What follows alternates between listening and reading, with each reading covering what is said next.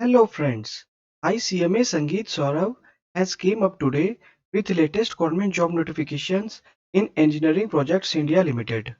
But before that, if you are new to our channel, then please like the video, share the video and subscribe our channel so that you don't miss a single government job alert.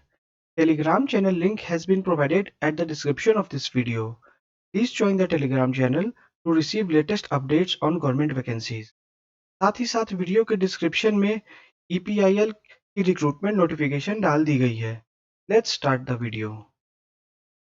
The name of the company is Engineering Projects India Limited, that is EPIL, which is a Government of India enterprise. Let's have a brief profile about the company. EPIL, a Mini Ratna Central Public Sector enterprise under the aegis of Ministry of Heavy Industries, Government of India, engaged in execution of wide range of multi-phased projects on turnkey basis in power, steel, industrial, civil and infrastructure sectors. Requires following executive on fixed term employment basis. तो basically ये जो employment है basically वो contract basis पर है और as far as इनका जहाँ तक प्लेस ऑफ पोस्टिंग का सवाल है, जहाँ जहाँ इनका रीजनल ऑफिस है वहाँ वहाँ जो सिलेक्टेड कैंडिडेट जिनकी सिलेक्शन होगी उन्हें पोस्टिंग दी जाएगी।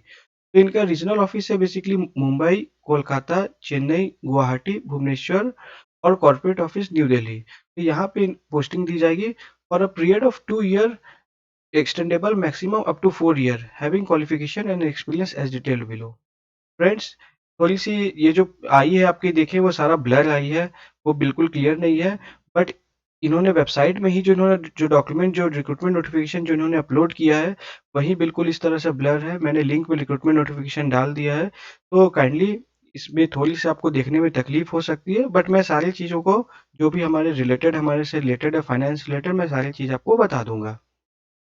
तो as far as post is concerned, तो पोस्ट का नाम है असिस्टेंट मैनेजर फाइनेंस और बेसिकली ये इवन ग्रेड की वैकेंसी है। तो इसमें आपको क्या क्या रेमुनरेशन दी जाएगी, तो उन्होंने बता रखा है कि fixed कॉन्सुलेटेड remuneration of ₹40,000 per month plus applicable house rent allowance. इसका उन्होंने नीचे में बता रखा है कि हाउस रेंट अलाउंस ये कितने देंगे और भी कुछ अदर्स बेनिफिट ये देने वाले हैं, वो बताएंगे नीचे में। तो टोटल ₹40,000 पर मंथ आपको कंसोलिडेटेड सैलरी दी जाएगी। Total number of vacancies are 10, out of which 6 seat is for unreserved, 2 seat has been reserved for EWS and 2 seat for scheduled caste. तो टोटल आपकी 10 सीट्स हो गई और आपका लोकेशन कहाँ कहाँ आपको प्लेस ऑफ पोस्टिंग दी जाएगी, तो that would be in Mumbai, Kolkata, Chennai, Guwahati, Bhubaneswar and New Delhi, that is the corporate office. And as far as requisite qualification is concerned, so they have mentioned that requisite qualification is either a chartered accountant or ICWA, that is CMA cost and works accountant, or MBA finance with minimum 55% marks in graduation. So either you should be a CA, CMA or MBA finance, and along with that you must be a graduate with having at least 55% marks at your graduation level. And as far as minimum experience is concerned, so they have mentioned that minimum 2 years post qualification executive experience will be with minimum 1 year in next below grade in an organization of repute. तो अगर basically आपने अगर किसी government organisation में अगर आपने अगर काम कर रखा है तो वहां पे आपको मिनिमम 2 years की आपके पास पोस्ट क्वालिफिकेशन एक्सपीरियंस होना चाहिए एग्जीक्यूटिव लेवल पे, जिसमें से कि मिनिमम 1 ईयर जो है आउट ऑफ दैट 2 year आपको इमीडिएट बिलो लेवल जो यानी E1 से जो इमीडिएट बिलो लेवल होता है जैसे E0 होता है, तो E0 पे आपको मिनिमम 1 ईयर का आपके पास एक्सपीरियंस होना चाहिए। या किसी ऑर्गेनाइजेशन में हो सकता है कि E0 नहीं हो तो इमीडिएटली उसके बिलो जो भी E1 से बिलो लेवल रही हो। बहुत सारे ऑर्गेनाइजेशन में A1 होता है, गवर्नमेंट में बहुत सारे में S1 होता है, तो depending upon the government organisation जो भी इमीडिएट बिलो लेवल होगा उसमें आपको मिनिमम 1 ईयर का एक्सपीरियंस चाहिए होगा out of those 2 year.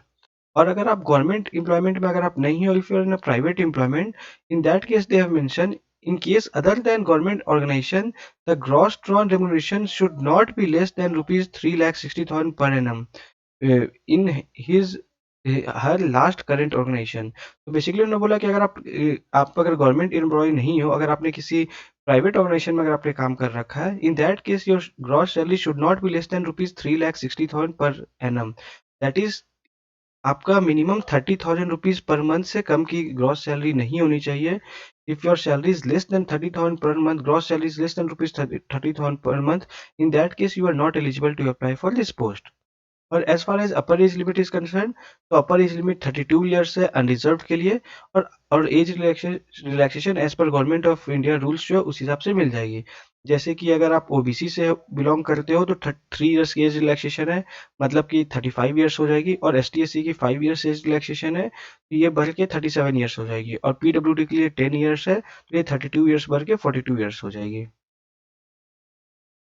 And as far as pay and allowance are concerned, so they have mentioned in addition to monthly fixed remuneration, applicable house rent allowance and location-based compensatory allowance at a rate 10% of fixed consolidated remuneration will be paid. Uh, in case of executive posted in north eastern region, उन्होंने बोल रखा है कि आपको HRA भी दी जाएगी। तो आपको एक तो 40,000 रुपीज ये आपकी तो कंसोलिडेटेड पे हो गई, इसके ऊपर आपको हाउस रेंट अलाउंस भी दिया जाएगा, और साथ ही साथ आपको इसके साथ में कंपनसेटरी अलाउंस 10% का भी दिया जाएगा अगर आपके नॉर्थ ईस्ट रीजन में अगर आपकी पोस्टिंग अगर होती है। तो जैसे गुवाहाटी में अगर आपकी पोस्टिंग अगर होती है, तो इन दैट केस आपको 10% एडिशनल दिया जाएगा, मतलब 4,000 रुपीज आपको एडिशनल कॉम्पेंसेशन दिया जाएगा for the posting in north eastern region. और as far as HRA is concerned, so they have mentioned house rent allowance as applicable to regular employee of the company based on place of posting will be paid। तो HRA जो है house rent allowance जो permanent employ जो company के होते हैं जिस rate से उन्हें पेमेंट किया जाता है टीयर ए, टीयर बी और टीयर सी सिटी के बेसिस पर, वही सेम पेमेंट आपको भी किया जाएगा। जो कि अभी करंट अगर बात किया जाए तो टीयर सी सिटी में 8% है, टीयर बी सिटी में 16% है, और टीयर सी सॉरी और टीयर ए सिटी में 24% है। तो based upon the rules of the company आपको 8%, 16% या 24% जो भी आपकी कंसोलिडेटेड अमाउंट की है वो आपको पेमेंट कर दी जाएगी as per the rules of the company. साथ ही साथ और बेनिफिट भी आपको दिया जाएगा प्रोविडेंट फंड की भी। इन्होंने बताया provident fund benefit will also be provided as per the provisions of employees provident fund act 1952।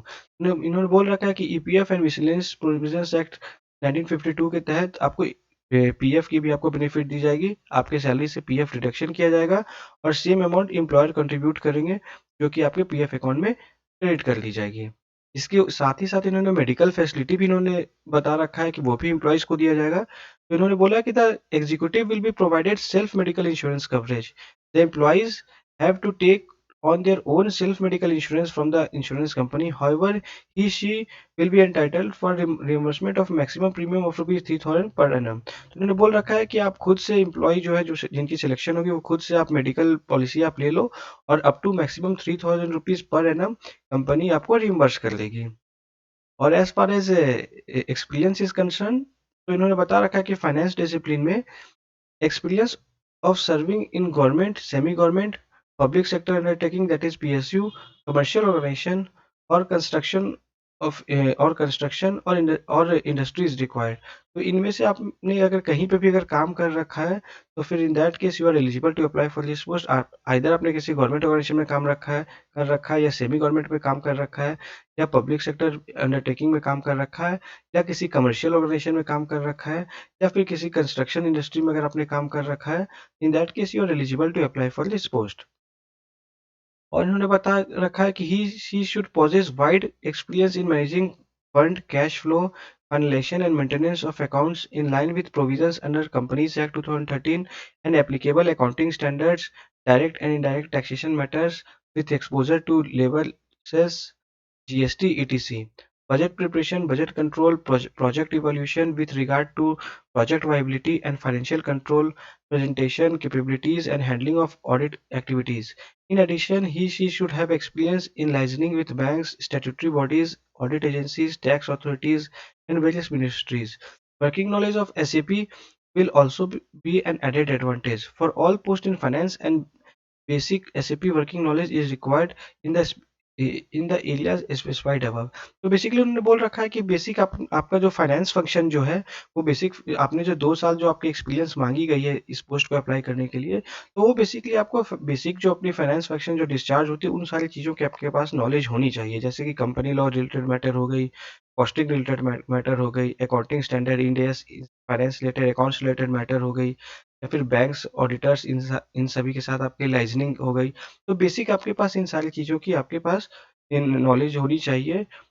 और साथ ही साथ जहाँ तक एज रिलैक्सेशन का सवाल है, तो जैसा कि मैंने ही आपको पहले ही बता दिया है कि एज रिलैक्सेशन ओबीसी को 3 इयर्स का मिलेगा।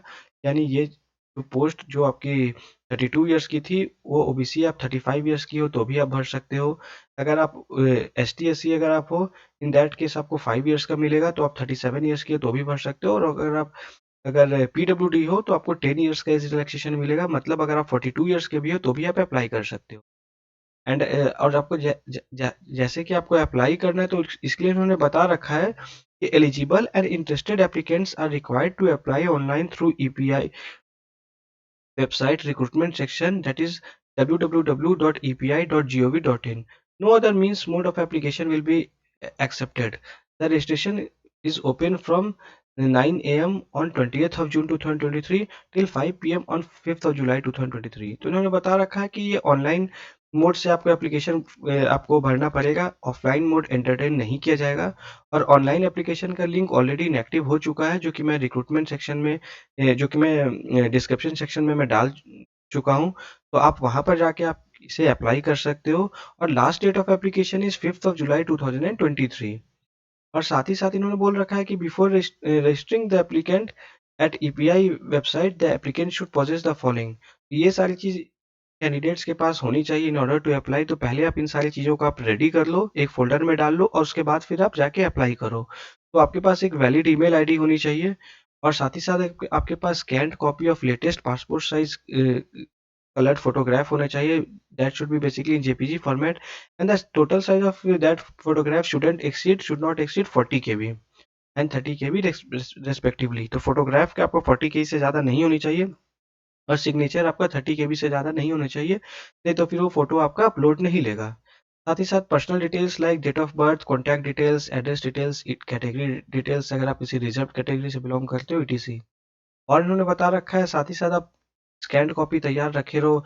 Details of qualification like year of passing, percentage of marks in case of CGPA. तो इन्होंने बेसिकली बोला कि आप कौन से साल में आपने पास किया है, आपने कितना टोटल परसेंटेज ऑब्टेन किया है, कौन सी यूनिवर्सिटी से आपने पास किया है। तो ये सारी चीज़, तो ये बेसिकली आपके मार्कशीट और पासिंग सर्टिफिकेट में ये सारी चीज़ आपको मिल जाएंगे। तो ये सारी चीज़ आपके पास रेडी होने चाहिए। साथ ही साथ professional details like company name, period of working, post held, area of working, pay scale, salary details, etc. The applicant will be required to produce original certificate of this effect at a time for interview और verification. तो basically आपका जो testimonials हो, आपने जहाँ पे काम कर रखा है वहाँ पे आपको ऑफर ऑफ अपॉइंटमेंट दिया गया होगा, साथ ही साथ आपको सैलरी स्लिप भी दी जाती होगी। तो आपने कौन से पोस्ट पे आपने काम किया है, कौन से स्केल पे आपने काम किया है, आपकी टोटल सैलरी कितनी थी, तो वो सारे बेसिक डिटेल्स वगैरह जो है वो आपसे मांगे जाएंगे eight the time of document verification या इंटरव्यू। तो उन सारी चीज़ों को आप रेडी रख लें। और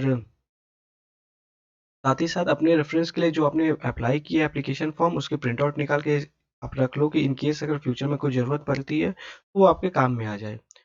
तो इन्होंने साथ ही साथ ये भी बता रखा है कि अब जो आपकी शॉर्टलिस्टिंग जो की जाएगी उसका मोड क्या रहेगा, किस बेसिस पे आप जो अप्लाई करोगे, तो ईपीआईएल जो है वो किस बेसिस पे आपकी शॉर्टलिस्टिंग करेगी। तो इन्होंने बता रखा है कि the application will be shortlisted for interview based on the following criteria. तो बेसिकली इन्होंने टोटल 6 क्राइटेरिया बता रखा है, तो इस 6 क्राइटेरिया के ऊपर ही आपकी शॉर्टलिस्टिंग की जाएगी एप्लीकेशन की। तो फर्स्ट क्राइटेरिया इन्होंने बता रखा है, the applicants must fulfill the requisite qualification with required percentage of marks and requisite experience for applied post।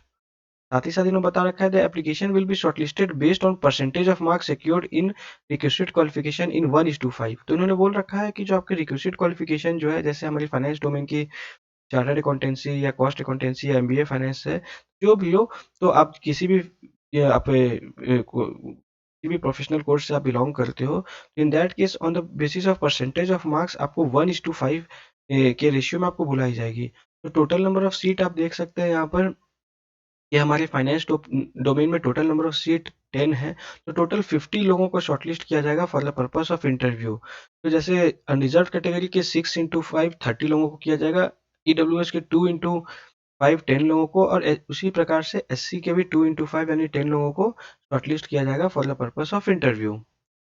इन्होंने साथ ही बता रखा है कि fraction of percentage in education qualification will be ignored and will not be rounded off to the next higher, that is 54.9% will be treated as less than 55। तो basically इन्होंने साफ-साफ बता रखा है कि आपकी जो परसेंटेज जो रिक्विजिट जो माँग रखा है वो आपको राउंड ऑफ नहीं की जाएगी। एग्ज़ैक्ट जैसे कि इन्होंने 54.9% अगर है, तो इसे 54.9% ही माना जाएगा, 59% अंडर राउंडिंग ऑफ नहीं माना जाएगा। और इन्होंने बताया है कि on shortlisting the list of shortlisted candidate will be hosted in EPI website for information of all the concerned and the shortlisted candidate will be informed 20 days well in advance for their date of interview through email. उन्होंने बता रखा है कि जिस भी candidate जिनका shortlisting की जाएगी उनको official website of engineering projects of India limited की वेबसाइट ईपीआई की वेबसाइट पे बता दी जाएगी और कम से कम minimum 20 days prior to interview उन्हें बता दी जाएगी ताकि वे इंटरव्यू की तैयारी कर सके। तो इसका मतलब इन्होंने एक बात और बता रखा है कि अगर शॉर्टलिस्टिंग नहीं होती है तो उसको फिर ये फर्दर कोई कम्युनिकेशन वगैरह नहीं करेंगे। सिर्फ वही कैंडिडेट जिनकी सिलेक्शन होगी for the purpose of interview सिर्फ उन्हीं का नाम वेबसाइट पे होस्ट किया जाएगा। साथ ही साथ इन्होंने बता रखा है if required management may conduct written test for screening of applicants depending upon the number of application received against the post the applicants will be called for interview based on the performance in written test. तो basically उन्होंने बता रखा है कि अगर larger number of applicant अगर apply करते हैं तो in that case in order to limit the candidate for the interview ये रिटन टेस्ट भी कंडक्ट करवा सकते हैं और based on the performance of the written test तो in the order of merit आपकी फिर for the purpose of interview आपको शॉर्टलिस्ट किया जाएगा और फिर इंटरव्यू के बाद आपका फाइनल सिलेक्शन किया जाएगा। The list of selected candidates will be hosted in the EPI website. साथ ही साथ कुछ जनरल कंडीशन भी इन्होंने बता रखा है कि all qualification should be from Indian universities और Indian recognised institute recognised by UGC AICT appropriate statutory authorities. तो जैसे इन्होंने पहले ही बता रखा है कि जो भी आपकी जो क्वालिफिकेशन होगी वो यूजीसी या एआईसीटी अप्रूव्ड होनी चाहिए। जैसे कि अगर आपने ग्रेजुएशन जैसे हमारे फाइनेंस डोमेन की बात करें तो हमारे फाइनेंस डोमेन में इन्होंने बोल रखा है कि आपको ग्रेजुएट होनी चाहिए और ग्रेजुएशन के साथ में सीए, सीएमए या फिर एमबीए फाइनेंस होनी चाहिए। तो अगर आपने एमबीए फाइनेंस कर रखा है तो वो आपकी एआईसीटीई अप्रूव्ड होनी चाहिए। साथ ही साथ आपने ग्रेजुएशन कर रखा है तो आपकी यूजीसी रिकॉग्नाइज्ड होनी चाहिए। इन्होंने और बता रखा है कि the cut off date for determining the age limit qualification and post qualification experience is 5th of July 2023। तो basically as on 5th of July 2023 that is the closing date of application. इस दिन तक आपके पास जो भी requested qualification है चाहे age limit है या जो भी क्राइटेरिया प्रिस्क्राइब्ड है इन रिक्रूटमेंट नोटिफिकेशन वो सारी चीज आपके पास ऑब्टेन हो जानी चाहिए। In that case only you are eligible to apply. In case applicant from private organisation the required gross drawn remuneration must be for 1 year. और इन्होंने बताया only shortlisted applicant will be called for interview. The venue place and date of interview shall be intimated to shortlisted candidates via email only on the email ID provided by the applicant in the application form. तो जैसा कि मैंने पहले ही आपको बता रखा है कि जो भी कैंडिडेट शॉर्टलिस्ट होंगे for the purpose of interview सिर्फ उन्हीं को इन्फॉर्म किया जाएगा। अपनी जो ईमेल आईडी जो अभी ऑनलाइन एप्लीकेशन आप भरोगे उसमें जो आपने ईमेल आईडी दे रखा है उसी ईमेल आईडी पे आपको इन्फॉर्म किया जाएगा आपकी शॉर्टलिस्टिंग की और आपकी डेट ऑफ इंटरव्यू, वेन्यू वगैरह सारी चीज़ आपको सारी डिटेल्स उनमें बता रखा जाएगा।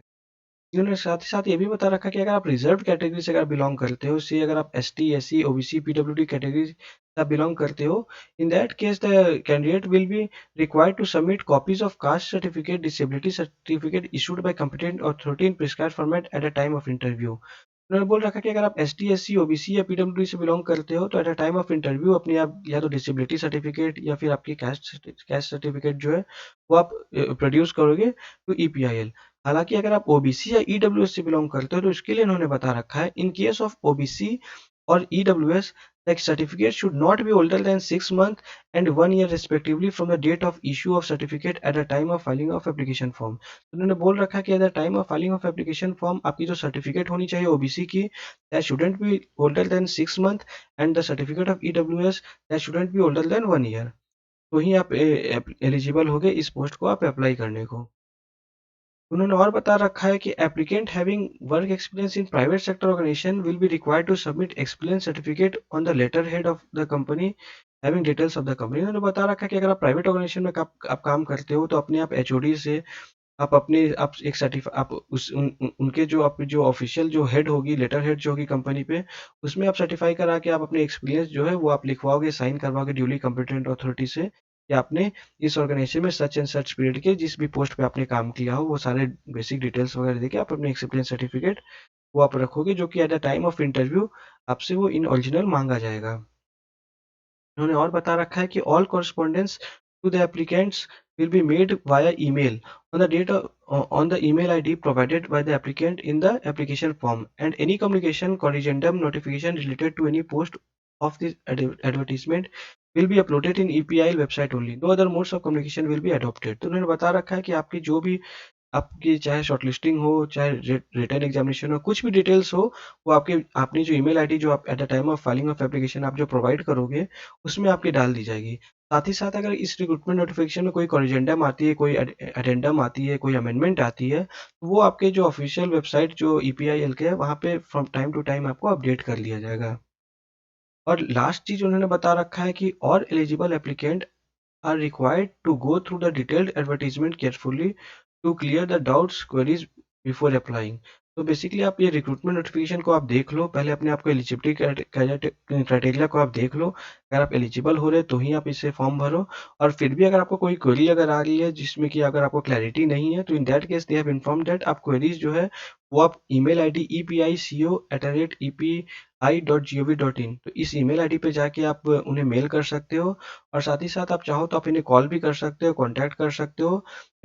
तो इन्होंने अपना लैंडलाइन नंबर भी दे रखा है 011243616 तो इस नंबर पर जाके आप इनसे आप कॉन्टैक्ट करके अपनी जो भी क्वेरीज डाउट वगैरह है आप रिजॉल्व कर सकते हो। तो फ्रेंड्स, एज पर मी अगर आप मेरे सजेशन अगर पूछोगे, तो अगर फ्रेशर्स अगर आप एक चार्टर्ड अकाउंटेंट हो या कॉस्ट अकाउंटेंट हो या एमबीए फाइनेंस हो, आपके पास अप्रॉक्स 2 इयर्स का आपका अगर आपके पास पोस्ट क्वालिफिकेशन एक्सपीरियंस है, और तो इन दैट केस आप चाहो तो आप इसमें अप्लाई कर सकते हो, क्योंकि आप इसमें चूंकि एक भले ये पोस्ट आपकी कॉन्ट्रेक्चुअल है, लेकिन ये गवर्नमेंट ऑफ इंडिया एंटरप्राइज है, आप इसमें काम कर सकते हो। इसमें काम करने के बाद आपको एक्सपीरियंस एक बार अगर लग जाती है पीएसयू की, तो फिर फर्दर बहुत सारे पीएसयूज में परमानेंट पोस्ट पे वैकेंसीज आती है। और इन दैट केस अगर आपने अगर पहले ही ऑलरेडी एग्जीक्यूटिव लेवल पे अपने पीएसयू में काम कर रखा है, तो आपको हमेशा एक एड ऑन एक वेटेज दिया जाता है at the time of interview. तो चांसेस ऑफ सिलेक्शन ज़्यादा होती है in comparison to private candidate, जैसा मैंने अपने पास्ट के एक्सपीरियंस से मैंने देखा है। तो इन दैट केस अगर आपको अगर पीएसयू का गवर्नमेंट का अगर आपको एक्सपोजर चाहिए, और आप अगर इनिशियल फेज पे हो, आपने एग्जामिनेशन पास किया है, बहुत ज़्यादा आपके पास पोस्ट क्वालिफिकेशन एक्सपीरियंस नहीं है, in that case it's a good opportunity, you should apply for this post. और उसके बाद या तो आपको रेगुलराइज कर दिया जाएगा इस कंपनी में, और अगर रेगुलराइज नहीं भी किया गया, तो भी इन that case after adding 1 or 2 year of post qualification experience in this company at executive level, तो आप चाहो तो वहां से आप कहीं पे भी किसी अच्छे पीएसयू गवर्नमेंट लेवल पे भी जा सकते हो, या फिर प्राइवेट एज पर योर आप जा सकते हो। तो if you are a freshers, आपके पास कम 2 इयर्स या बहुत कम एक्सपीरियंस अगर है, तो it's a suggestion that you should apply for this post. Friends, this is government job updates as of now. Very soon I'll come up with another government job vacancies. Till then, take care and subscribe our channel. Thank you.